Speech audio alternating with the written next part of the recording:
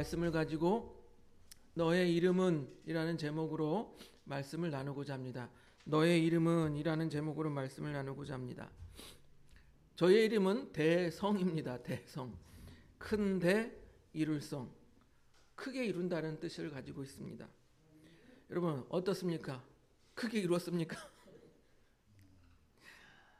제가 군대에서 갓 제대했을 때 어떻게든 좀 부모님의 등록금에 대해서 부담을 덜어드리고 보태드리려고 반월공단에서 이제 일을 했습니다. 한 10개월인가 1년 가까이 일을 했는데 이제 군대에서 제대한 지 얼마 되지 않았고 또 20대 초반이니까 얼마나 그 자신감이 넘쳤겠습니까? 같이 일하던 형님이 있었는데 저보다 딱 10살이 많았어요. 그 형님에게 제가 자신 있게 말했습니다. 형님, 저는 앞으로 세상에 나가면 연봉 10억을 받을 것입니다. 그랬더니 비웃는 것이에요. 예, 연봉 10억을 받겠다고 하니까 비웃었습니다. 그 형님은 저보다 10살이나 많으니 인생을 살아보니까 네 마음대로 되는 것이 없더라. 그걸 아셨겠죠. 예, 그래서 속으로 이렇게 생각했을지 모릅니다. 그래, 네가 한번 인생 살아봐라. 그렇게 되나? 그렇게 생각하셨을지도 모릅니다. 그런데 시간이 지나고 지금 20년이 흘렀습니다. 교회 앞에서 전도를 하다가 우연히 그 형님을 만났어요. 앞에 아파트 단지에서 살고 계셨습니다. 어느 날 이제 한번 찾아보겠다 하더니 교회를 찾아왔어요. 인사를 나누고 이런저런 이야기를 나눴는데 제가 생각하기에 아마도 이 형님이 그래? 네가 어디 한 연봉 10억 받나 안 받나 한번 내가 보자 하고 찾아왔을지도 모르겠어요. 예. 그런데 이렇게 교회 사역을 하고 있으니 그분도 달리 생각을 하셨겠죠. 그때의 세상의 기준으로 생각하면 저는 대성하지도 못하였고 또 연봉 10억도 받지 못하는 형편이 된 것입니다. 그러나 사람이 만일 온 천하를 얻고도 제 목숨을 잃으면 무엇이 유익하리요? 사람이 무엇을 주고 제 목숨과 바꾸겠느냐? 예수님께서 말씀하셨어요. 이 말은 쉽게 말씀드리면 한 영혼이 천하보다 귀하다라는 거예요. 한 영혼이 천하보다 귀하다. 여러분 많이 들어보셨죠? 그런데 주님의 기준으로 하면 제가 연봉 10억 받는 것보다 어째요? 더 귀한 일을 하고 있는 거예요. 천하보다 귀하다고 했으니까. 그렇잖아요. 주님의 말씀을 빗대어 기준으로 하면 그 세상의 기준 연봉 10억보다 더 귀한 일을 하고 있는 거예요. 왜? 천하보다 귀한 한 영혼들을 위해서 이렇게 일을 하고 있기 때문이죠. 그 형님도 그때는 전혀 교회에 대해 관심이 없었는데 지금은 이 앞에 그 형수님과 함께 교회를 나간다고 합니다. 그 사실이 얼마나 기뻤는지 모르겠습니다. 한 영혼이 천하보다 귀하니까요. 이처럼 자신의 이름대로 살 것이냐 못 살 것이냐, 여러분 어떻습니까? 내 이름의 뜻대로 살아가고 계십니까? 보통 이름이 나쁜 뜻을 가진 사람은 없을 거예요. 다 좋은 뜻을 가지고 있을 것입니다. 그런데 자기의 이름만큼 그 이름의 뜻대로 살아가지 못하는 사람들이 있다라는 것입니다. 바로 삭개오가 오늘 그런 사람이에요. 삭개오란 이름은요, 헬라어 자카우스라는 말이에요. 뭐냐면 뜻이 순결한, 무제한이란 뜻을 가지고 있는 히브리어 자카이에서 유래된 말입니다. 예.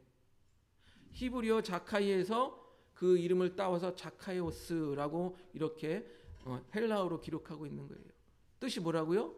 순결한, 무제한. 그런데 여러분 삭개오라는 이름이, 그런데 삭개오가 그런 삶을 살았습니까? 순결하게 살았습니까? 무죄하게 살았습니까? 그렇지 못하였죠. 삭개오는 세리장이라고 오늘 말씀에 기록하고 있습니다. 세리장은 당시 유대인들이 부정하게 생각하는 사람이 세리장이에요. 어떻게 생각했냐면요, 그들은 세리장은 허가받은 도둑과도 같다. 쉽게 말씀드리면 도둑놈이다. 그렇게 생각하는 거예요. 왜 그러냐? 당시 여리고에는요, 세금을 거두는 관리들이 이 로마의 속국이었으니까, 로마의 지배를 받고 있으니까 로마에서 파견된 사람들이 늘 머물러서 이 세금을 받고 있었어요. 그런데 이 세관원들이 어떤 일을 도맡아 했냐면, 요단강에서 건너오는 물건, 예루살렘을 이렇게 건너오는 물건, 유대 땅으로 건너오는 물건에 대해서 세금을 매기는 거예요. 세금을. 우리나라도 지금 관세 때문에 말이 많은데 이렇게 세금을 매기는. 왜 관세 때문에 말이 많습니까? 관세가 높아지면은 물건값도 오르고 우리 파는데도 지장이 있지 않습니까? 그 마찬가지로 이 세리들이 이 세금을 매기는 거예요. 세금을 매기는데 밀수하는 사람들이 왔을 때 그 사람들을 향하여, 야, 니네 내가 고발 안 했으니까 돈 내놔. 무슨 말씀인지 아시겠죠? 부정한 방법으로 돈을 모았던 사람들이 당시에 세리였다라는 것입니다. 그런데 그 중에 대빵 세리장이 누구라고요? 삭개오예요. 삭개오. 불법의 우두머리가 삭개오라는 거예요. 그런데 아까 제가 삭개오란 이름의 뜻이 뭐라고 말씀을 드렸어요? 순결한, 무죄한이라고 뜻이 말씀을 드렸어요.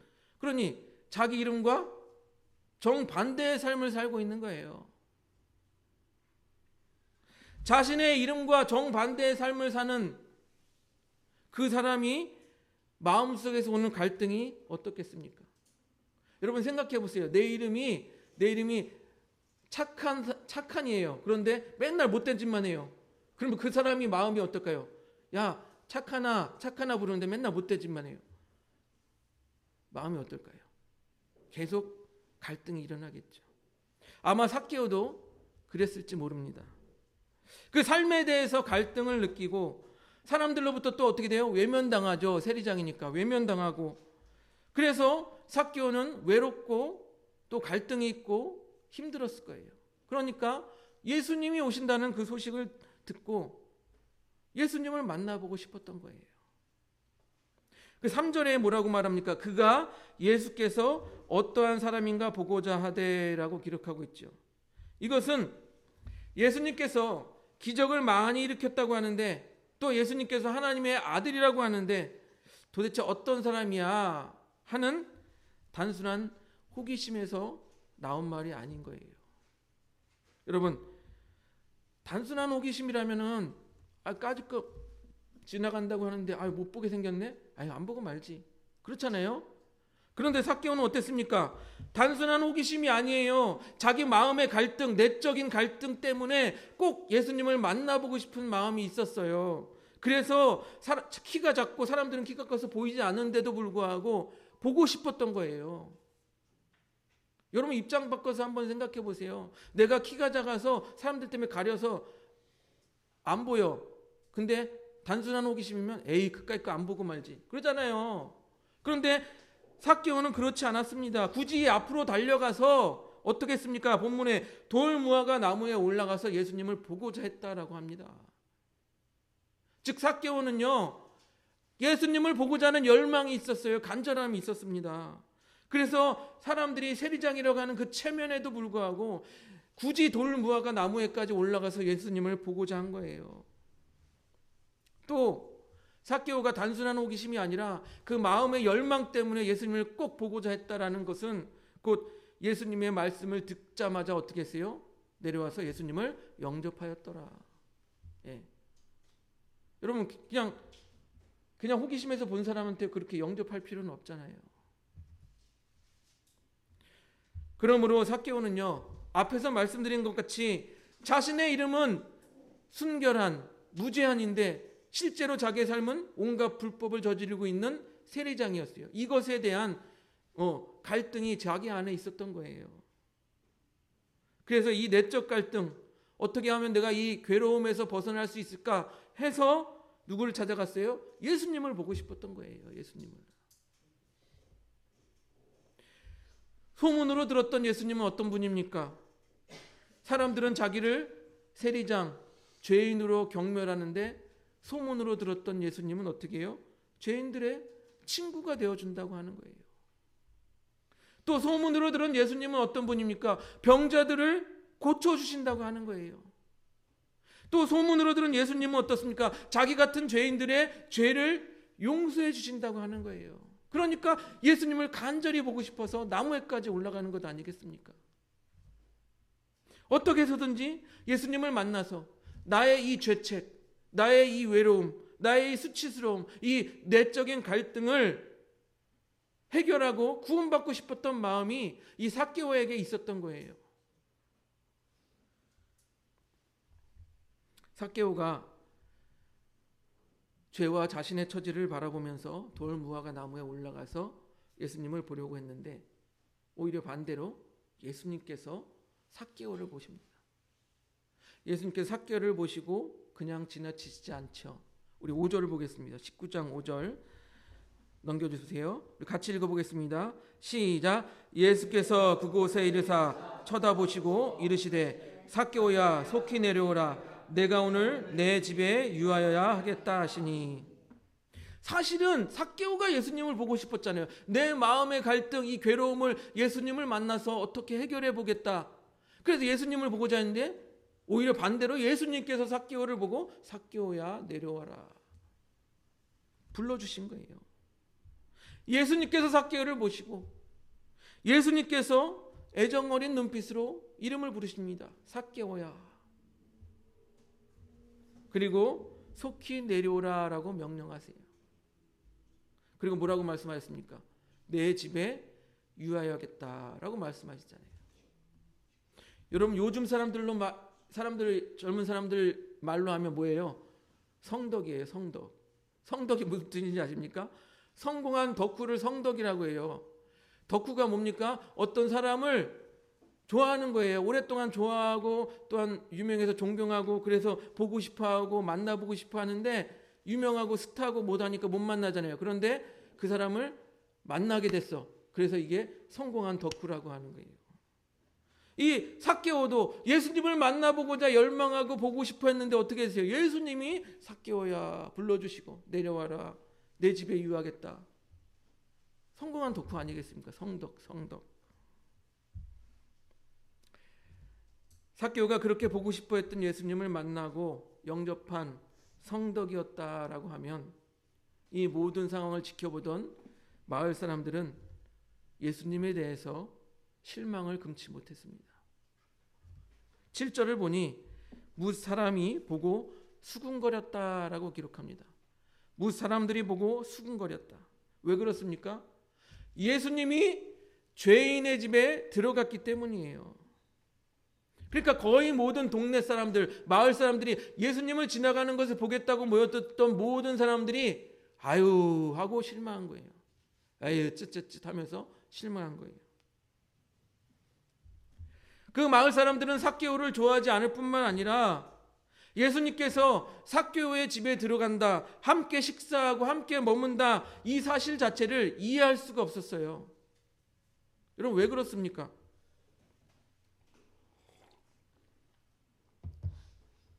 당시의 유대인, 바리새인, 서기관들은요 세리를 죄인으로 취급했다고 말씀을 드렸잖아요. 상종 못할 인간으로 취급했어요. 왜 그러냐? 그들이 바라보는 세리는요 자신의 사리사욕을 채우기 위해서 동족의 피를 빠는 로마의 하수인으로 생각했기 때문이에요. 딱 우리나라로 치면 뭐예요? 일제시대에 일본 앞잡이잖아요. 예.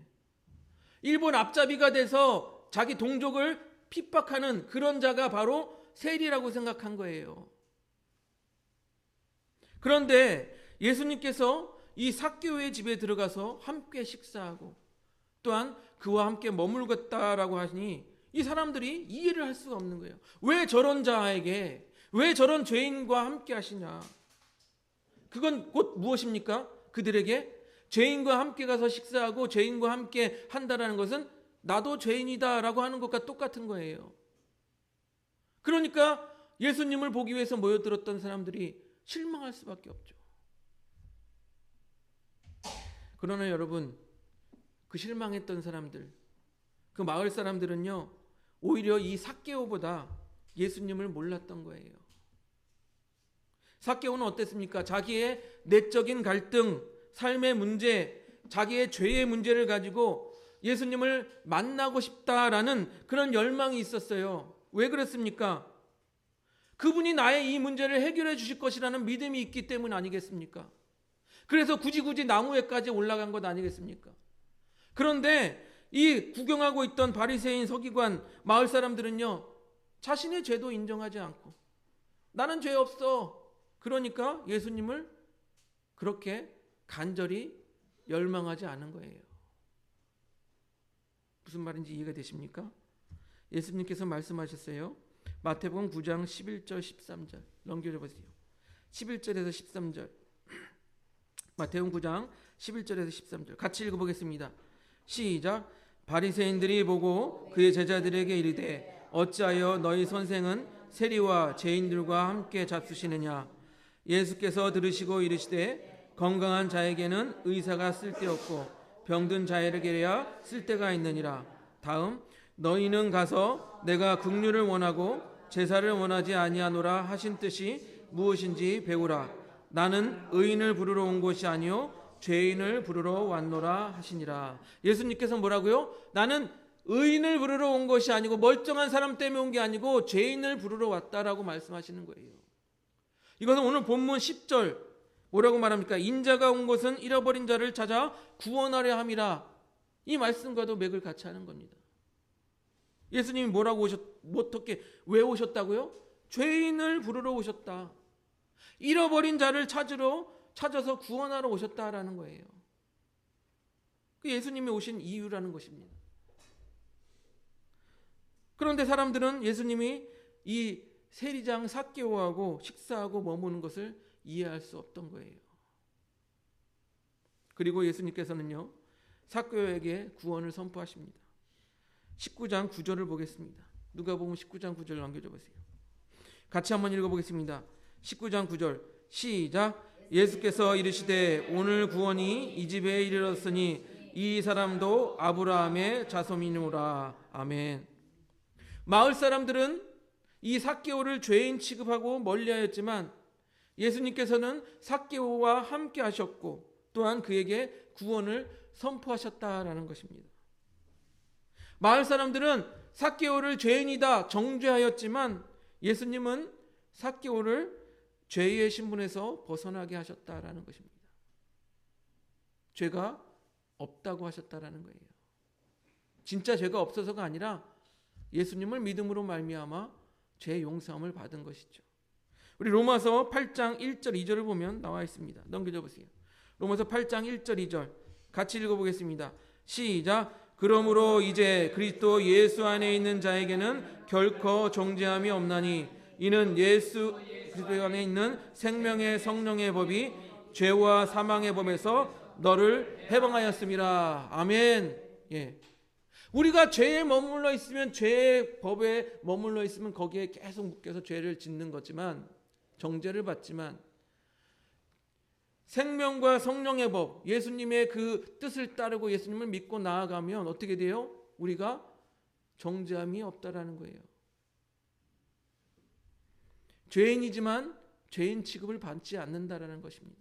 죄인이지만 의롭다라고 칭함을 받는다라는 것이에요.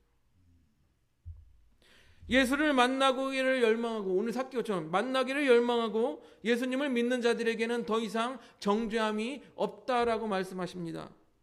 그 말은 뭐예요? 더 이상 죄인이 아니다라는 거예요. 한번 따라해 보실까요? 나는 죄인이 아니다. 네, 예수님을 믿은 순간 우리는 죄인이 아닙니다. 왜요? 예수님께서 용서하셨으니까. 죄와 사망의 법에서 해방된 사람이 되는 것입니다. 그러니까 죄와 사망의 법에서 해방되었기 때문에 뭐예요? 더 이상 죄를 지을 수도 없는 거예요. 예수님께서 여러분에게 너는 더 이상 죄인이 아니야, 너는 의인이야 라고 말씀하셨는데 우리가 어떻게 죄를 지을 수 있냐 말이에요. 로마서 6장 2절을 보겠습니다. 넘겨줘 보세요. 6장 2절 같이 읽어보겠습니다. 시작. 그럴 수 없느니라 죄에 대하여 죽은 우리가 어찌 그 가운데 더 살리요. 예. 우린 죄와 사망의 법에서 해방되었어요. 죄에서 해방되었어요. 죄에 대해서 죽었어요. 그런데 어떻게 계속 죄를 지을 수 있겠냐, 그 말을 하는 거예요. 이 말씀을 가장 적합하게 행동한 사람이 바로 삭개오라고 말씀을 드리고 싶습니다. 삭개오는요, 예수님께서 내려오라고 하신 말씀에 급히 내려와서 예수님을 영접하였다라고 말합니다. 그런데 이 삭개오는 예수님께서 아무 말씀도 하지 않으셨는데 자기가 스스로 나는 더 이상 죄에 거할 수 없다라고 생각하였는지 이렇게 말해요. 누가복음 19장 8절 같이 읽어보겠습니다. 넘겨줘 보세요. 시작. 삭개오야 서 주께 여짜오되 주여 보시옵소서 내 소유의 절반을 가난한 자들에게 주겠사오며 만일 누구의 것을 속여 빼앗은 일이 있으면 네 갑절이나 갚겠나이다. 아멘. 삭개오는요, 세리장으로 아까 말씀드렸던 것처럼 부정한 방법으로 부자가 되었을 것으로 생각합니다. 하지만 삭개오는 뭐라고 말합니까? 예수님을 만나고 내 재산의 절반을 가난한 자들에게 나누어 주겠다라고 말합니다. 그리고 만일 누구의 것을 속여 빼앗은 일이 있으면 네 갑절이나 갚겠다라고 말합니다. 여러분, 유대인들 율법 좋아하잖아요. 율법에 뭐라고 있냐면 남의 것을 부정한 방법으로 취하면 그 물건의 값의 5분의 1을 더하여 다시 갚아라. 이게 율법이에요. 그런데 오늘 삭개오는 뭐라고 말합니까? 그보다 더 엄격한 율법을 거기다 갖다 댑니다. 무엇이냐면 남의 양을 훔치거나 잡아서 팔았을 경우 그때 배상하는 법이 4배를 갚는 거예요. 그것을 적용하여서 내가 4배나 갚겠나이다 라고 말하는 것입니다. 즉 무엇이냐면 삭개오는 예수님을 만나서 자기 자신을 더 엄격하게 죄에서 멀어지게 했다라는 것입니다. 이해가 되세요? 이것은 예수님 앞에서 자신의 죄를 드러내고 용서받기 위한 삭개오의 처절한 몸부림과도 같은 거예요. 그리고 또한 예수님을 만나서 구원받은 자가 어떻게 살아야 할지도 우리에게 보여주는 행동이라는 것입니다. 여러분, 예수님을 만났으면 우리도 삭개오처럼 죄에 대해서 끊어낼 수 있어야 되는 것 아니겠습니까? 이전의 삶과 다른 삶을 살아야 되지 않겠습니까? 여러분, 우리는요, 한국 교회는 믿음으로 말미암아 의롭게 한다, 믿음으로 말미암아 구원받는다라는 이 신학적인 말로 이신득의라고 하는 이 말을 너무 좋아해요. 그런데 믿음으로 말미암아 구원받는다라고 하니까 우리의 어떤 아무것도 하지 않으려는 그러한 성향들이 한국 교회 교인들 가운데 보인다라는 것입니다.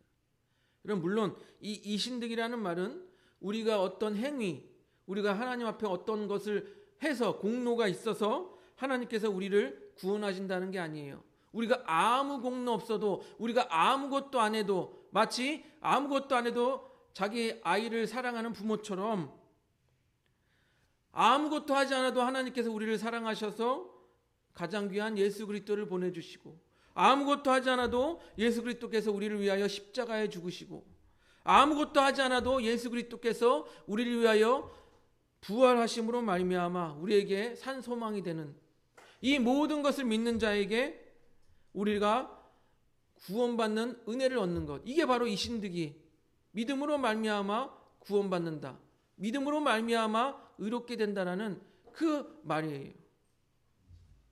그런데 이 믿음을 너무 강조하고 생각한 나머지 지금 한국교회 현대 기독교인들이 어떻게 합니까? 나 믿음으로 구원받았어, 나 예수님 믿어, 그러면서 아무런 삶의 변화가 없다라는 거예요. 아무런 삶의 변화가 없어요. 그렇게 삶은 변하지 않고 교회만 다니니 이 구원의 은혜가 어떻게 됐습니까? 값싼 은혜가 된 거예요. 여러분, 싸구려 은혜가 된 거예요. 싸구려 은혜. 하나님께서 가장 귀한 예수 그리스도를 우리에게 보내주셨는데 우리는 믿음으로 구원받는다라고 우리 삶을 아무것도 하지 않기 때문에 그 은혜가 값싼 은혜가 돼버린 거예요. 싸구려가 돼버린 거예요.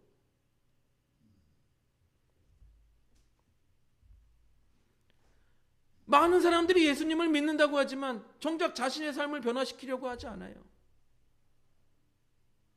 그렇게 예수 그리스도의 은혜를 싸구려로 만들어버린 거예요. 예전에 행하던 모습 전혀 버리려고 하지 않습니다. 예전에 즐기던, 예수를 믿기 전에 즐기던 이 쾌락을 쫓는 삶도 버리지 않습니다.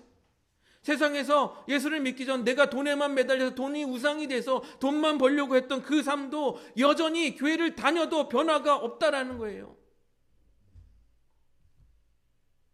그러면서 자기 입으로는 나 교회 다니니까, 예수 믿으니까 구원받았다, 그렇게 떠들고 다닙니다.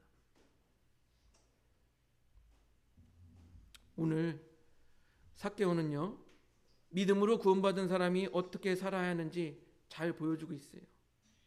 삭개오는요, 예수님이 이렇게 해라 저렇게 해라 아무 요구도 듣지 않았습니다. 예수 그리스도의 은혜를 받은 자가 어떻게 했습니까? 삭개오야 내려와라, 내가 오늘 내 집에 유하겠다. 그 말씀을 듣고 삭개오는 예수님을 영접하였습니다. 그리고 자신이 세리장으로서 부정부패하여서 모았던 그 재산들을, 그 부정부패 죄악들을 다 청산하겠다라고 예수님 앞에 말하는 것입니다. 이것이 진정으로 예수 만난 사람, 이것이 진정으로 예수를 믿어서 구원받는 사람의 모습이 아니겠습니까, 여러분? 다시 한번 말씀드리면요, 이 신득이 우리가 믿음으로 구원받는 거 맞아요. 우리의 어떤 행동, 어떤 공로도 우리가 구원받을 원인이 되지 않습니다. 하지만 이제 우리가 구원받은 은혜를 받은 자가 어떻게 죄 가운데 거하겠냐 말이에요. 하나님의 백성 된 자가, 하나님의 자녀 된 자가 어떻게 아직까지도 죄 가운데 거하겠냐 이 말입니다. 큰 은혜를 받은 우리 그리스도인, 특별히 예수님을 따르고 믿는다는 이 그리스도인들, 그 이름에 맞게 살아야 하지 않겠습니까? 모든 죄를 끊어버리고 예수님께서 너희는 의롭다 하셨사니 우리도 그 의롭다 하심에 합당한 삶을 살아야 되지 않겠습니까? 사랑하는 성도 여러분, 사람들은 다 이름이 있어요.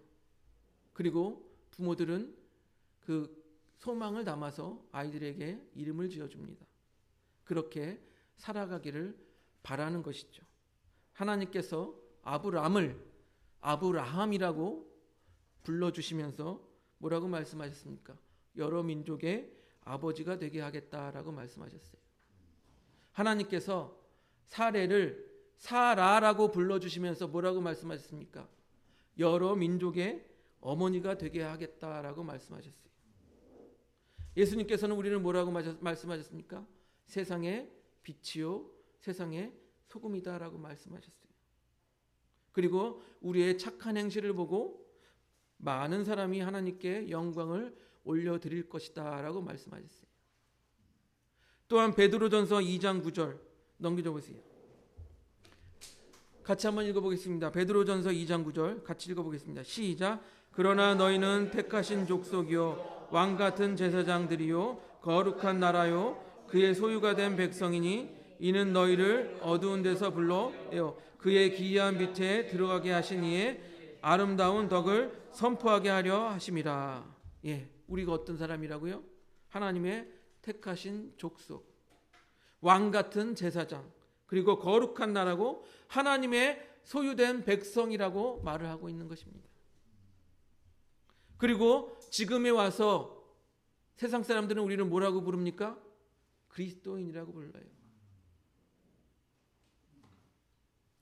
예수님께서 삭개오를 부르시고 삭개오가 나무에서 내려와 예수님을 영접하였던 것 같이 우리도 예수님의 부르심을 받아서 예수님을 믿고 그리스도인이 되었습니다. 이제는 어떻게 합니까? 그리스도인이라는 그 이름에 합당한 삶을 살아야 하지 않겠습니까? 삭개오가 순결한 무제한이라는 이름을 갖고 그렇게 살지 못했던 것에 대해서 마음의 내적인 갈등을 일으켰습니다. 우리도 삭개오처럼 똑같이 그렇게 반복할 필요는 없지 않습니까? 나는 그리스도인인데 왜 내 삶은 이럴까?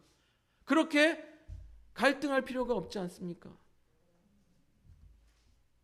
우리는 그리스도인이라는 그 이름에 맞게 그 이름에 합당한 삶을 살아야 할 것입니다.